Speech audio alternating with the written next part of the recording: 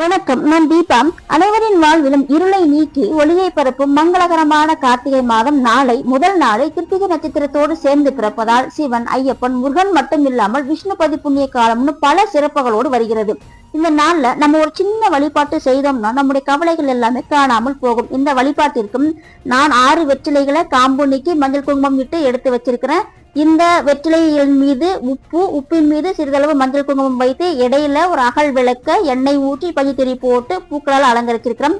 நீக்கிய வெற்றிலை காம்பவும் நாம இந்த எண்ணெயிலே சேர்த்துட்டு இந்த தீபத்தை நாம ஏற்றுவதனால நம்மளுடைய வேண்டுதல்கள் எல்லாமே கண்டிப்பா நிறைவேறும். இது சிறப்பான நாட்களில் மட்டுமே ஏற்றக்கூடிய ஒரு தீபம். நம்ம நினைச்சப்பெல்லாம் ஏற்றக்கூடிய தீபம் கிடையாது.